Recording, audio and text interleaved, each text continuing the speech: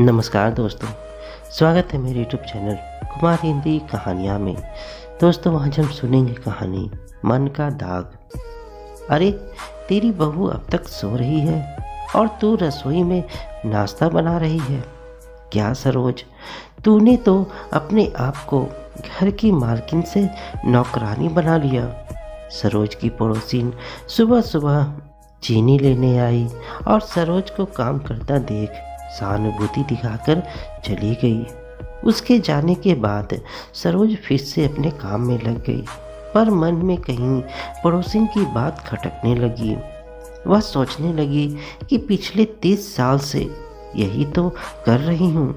सुबह का नाश्ता, दोपहर को क्या बनना है, बाजार से क्या लाना है, बच्चों को क्या पसंद है, इसी में सारा दिन निकल जाता है। घर के बाकी कामों के लिए बाई आती ही है। बस बच्चों को अपने हाथ से खाना खिलाने का मज़ा ही कुछ और है।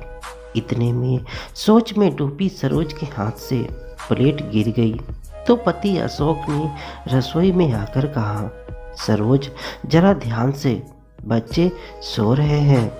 हाँ, गलती से गिर गई। सरोज ने प्लेट उठाकर ऊपर रख दिया। आज से पहले भी छुट्टी वाले दिन सुबह नाश्ता बनाते हुए कभी कोई बर्तन गिरता तो अशोक यही कहते कि बच्चे सो रहे हैं। बस फर्क इतना था कि तब बेटा और बेटी सो रहे होते थे और आज बेटा और बहू।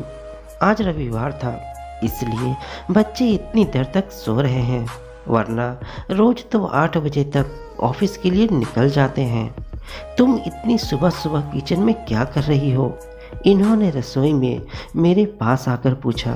कुछ नहीं जी, आज रविवार है, अमन और शिखा की छुट्टी है। सोचा कुछ अच्छा सा नाश्ता बना दूं, बस उसी की तैयारी कर रही हूँ।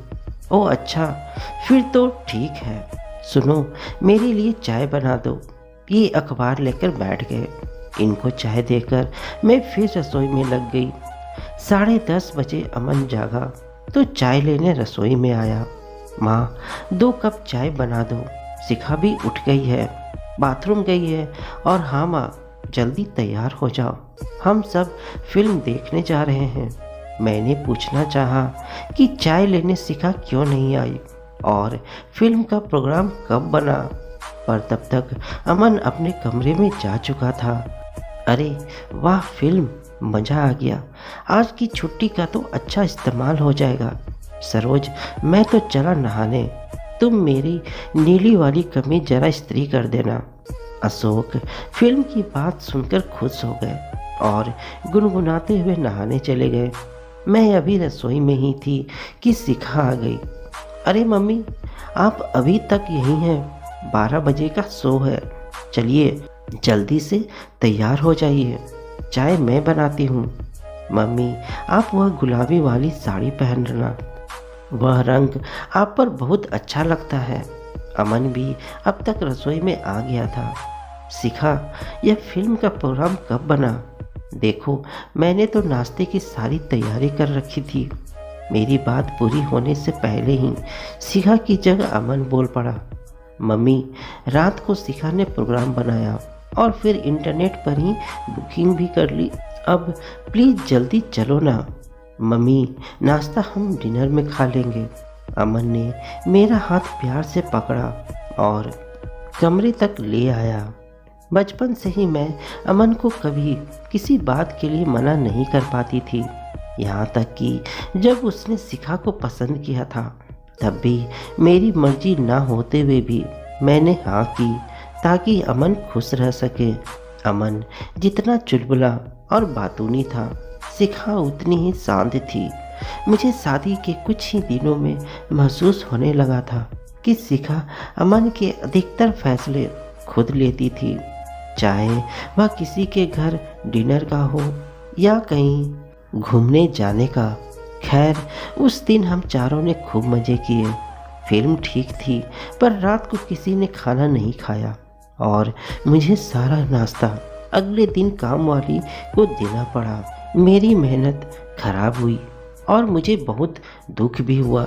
कुछ दिन बाद मेरे पड़ोस में मेरी सहेली माधुरी के पोते का मुंडन था।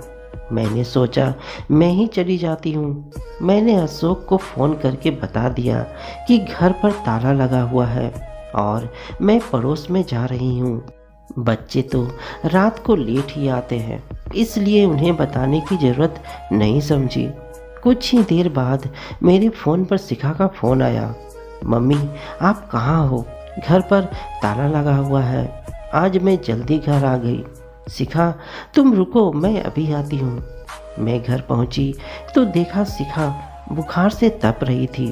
मैंने जल्दी से ताला खोला और उसे इसके कमरे में लिटा दिया। बुखार तेज था तो मैंने बर्फ़ की पट्टियाँ उसके माथे पर रख दी। थोड़ी देर बाद शिखा दवा खाकर सो गई। इतने में दरवाजे की घंटी बजी। माधुरी, जिसका फंक्शन में अधूरा छोड़कर आ गई थी, मुझे मेरा पर्स लौटाने आई थी, जो मैं जल्दी जल्दी में उसके घर भूल आई थी। क्या हुआ सरोज जी, आप जल्दी जल्दी में निकल आई? माधुरी, जिन्हें मैं दीदी कहती हूँ, ने मुझसे पूछा। बस दीदी, बहू घर आ गई थी। थोड़ी तबीयत ठीक नहीं थी उसकी। मैंने कहा, क्या बात है सरोज, तू भी कमाल करती है। बहू घर जल्दी आ गई तो तू सब कुछ बीच में छोड़कर चली आई। अरे, उसे कहती कि 2 घर छोड़कर माधुरी के घर में हूँ, आकर चाबी ले जा। सरोज, तेरी बहू को आए अभी 2 महीने ही हुए हैं और तूने तो उसे सिर पर बिठा लिया है। मुझे देख, 3 बहुएं हैं। उनकी मजाल है कि कोई मुझे कुछ कह दे। सिर से पल्ला तक खिसकने नहीं देती मैं उनका। पर तू भी क्या करेगी, बेटे की पसंद है, सिर पर तो बिठानी ही पड़ेगी। माधुरी दीदी न जाने कौन सा ज्ञान बांटकर चली गई, पर उनके जाते ही मैं सोच में पड़ गई कि उन्होंने जो कहा वह ठीक था। हर लड़की को शादी के बाद घर की जिम्मेदारियां भी समझनी होती है। मुझे क्या समझ रखा है शिखा ने, पर अगर शिखा की जगह मेरी बेटी नीति होती तब भी तो मैं सब छोड़कर आ जाती। लेकिन बहुओं को घर का काम तो करना ही होता है। शिखा के ठीक होते ही मैं उससे कहूँगी कि सुबह मेरे साथ रसोई में मदद करे, पर वह तो सुबह जल्दी जाती है और रात को देर से आती है और मैं सारा दिन घर पर होती हूँ। बहू की मदद के बिना भी काम आराम से हो जाता है, फिर क्यों उसे परेशान करूं? इसी पसोपेश में विचारों को एक ओर झटक कर मैं रात के खाने की तैयारी में जुट गई। बहू की तबीयत ठीक नहीं है, उसके लिए कुछ हल्का बना देती हूँ और अमन के लिए बैगन का भरता। फिर दिमाग के किसी कोने से आवाज़ आई, 2 चीज़ें क्यों बनानी? बहू इतनी भी बीमार नहीं कि भरता ना खा सके। पर दिल ने दिमाग को डांट दिया, नहीं, तबीयत ठीक नहीं है तो हल्का खाना ही ठीक रहेगा। रात को अमन शिखा के लिए खाना कमरे में ही ले गया। मुझे लगा कहीं तबीयत ज़्यादा खराब ना हो जाए, इसलिए मैं पीछे पीछे कमरे में चली गई। शिखा सोई हुई थी और खाना एक और रखा था। अमन अपने लैपटॉप पर कुछ काम कर रहा था। क्या हुआ अमन? शिखा ने खाना नहीं खाया? नहीं मम्मी, उसको नींद आ रही थी, मैं खाना रखने आ ही रहा था। आप आ गई हो तो प्लीज़ इसे ले जाओ। अमन फिर लैपटॉप पर काम करने लगा। मुझे बहुत गुस्सा आया। एक तो मैंने उसकी बीमारी देखते हुए अलग से खाना बनाया और शिखा बिना खाए सो गई। श्रीमती शर्मा ठीक ही कहती है कि मैं कुछ ज़्यादा ही कर रही हूँ। मुझे शिखा की लगाम खींचनी ही पड़ेगी, वरना मेरी कद्र इस घर में ख़त्म हो जाएगी। अगले दिन मैं रसोई में थी, तभी शिखा तैयार होकर ऑफिस के लिए निकलने लगी।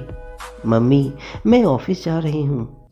शिखा, तुम्हारी तो तबीयत ठीक नहीं है, ऑफिस क्यों जा रही हो? मैंने पूछा। मम्मी, बहुत ज़रूरी मीटिंग है, टाल नहीं सकती। कल भी जल्दी आ गई थी तो काम अधूरा होगा। अपनी बात ख़त्म किए बिना ही शिखा ऑफिस चली गई। मुझे बहुत गुस्सा आया कि कैसी लड़की है, अपने आगे किसी को कुछ समझती ही नहीं, घर में हर किसी को अपने तरीके से चलाना चाहती है, घर की कुछ जिम्मेदारी तो समझती ही नहीं, ऊपर से घर को होटल समझ रखा है। और पता नहीं मैं क्या क्या सोचती रही। फिर मैं अपने काम में लग गई। काम खत्म करके मैं माधुरी दीदी के घर चली गई, जिनकी पोते के मुंडन का कार्यक्रम मैं अधूरा छोड़कर आई थी। सोचा एक बार जाकर शगुन भी दे आऊं। उनकी बहू ने बताया कि माता जी को तबीयत ठीक नहीं है, वे अपने कमरे में आराम कर रही हैं।